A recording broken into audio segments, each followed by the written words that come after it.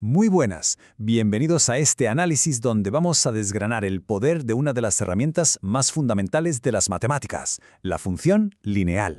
A ver, puede sonar un poco a ciencia ficción, ¿verdad? Pero lo cierto es que si entendemos bien las líneas rectas, podemos modelar y predecir muchísimos resultados en el mundo que nos rodea. Podemos anticipar desde cómo va a crecer una empresa hasta la trayectoria de un cohete, y todo con el poder de una simple línea. Vale. Para que esto se entienda mejor, vamos a meternos de lleno en un problema real. Os presento a Lucía. Para poder tranquilizar a su madre, lo que necesita es convertir su plan de viaje en una fórmula matemática que sea totalmente predecible. Esta va a ser nuestra hoja de ruta. Empezaremos por lo más básico, después iremos construyendo nuestro kit de herramientas y al final veremos cómo encaja todo esto en situaciones del día a día. Vamos allá. Empecemos por los fundamentos, lo más esencial. ¿Qué es lo que hace que una línea sea, pues, eso, una línea? Lucía se da cuenta de que su velocidad es constante y sabe desde dónde ha empezado. Su velocidad constante va a ser la pendiente y su punto de partida será la ordenada en el origen. Con solo estos dos datos, ¡zas!, crea la ecuación que va a modelar su viaje entero.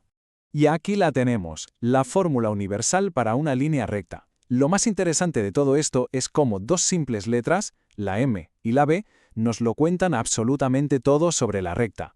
Primero, hablemos de la M, la famosa pendiente. Este número es un chivato, nos dice cómo de empinada es la recta. Si la M es grande, la inclinación es muy pronunciada.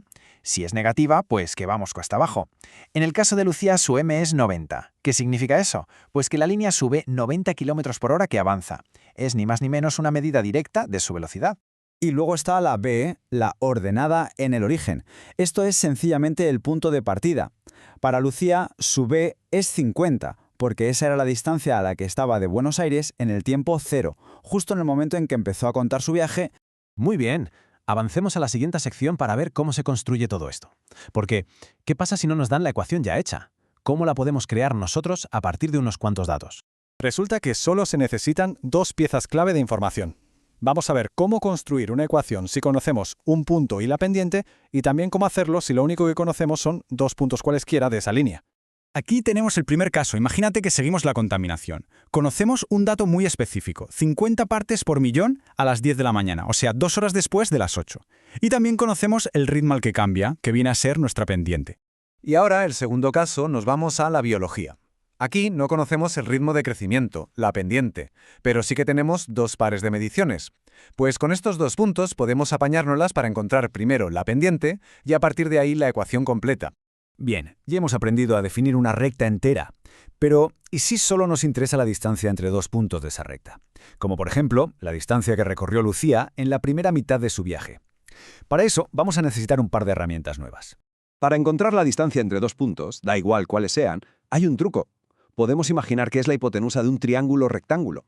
Y esto la verdad es una forma brillante de ver cómo se conectan el álgebra y la geometría.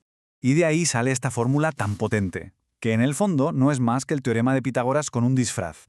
Piénsalo, la diferencia entre las x es un cateto del triángulo y la diferencia entre las y es el otro. Por eso se suman sus cuadrados y se hace la raíz cuadrada.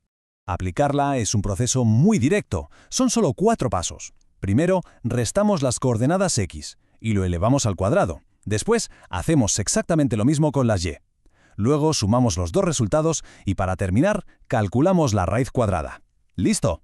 ¿Y qué me dices de encontrar el centro exacto de un segmento? Pues es mucho más fácil de lo que parece. La fórmula del punto medio lo que hace es simplemente calcular el promedio de las coordenadas x por un lado y el promedio de las y por otro. Así de simple.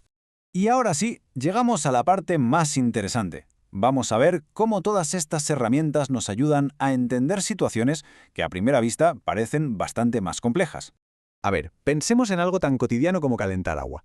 Todo el proceso no se describe con una única recta, sino con dos distintas que se unen. A esto se le llama una función lineal a trozos.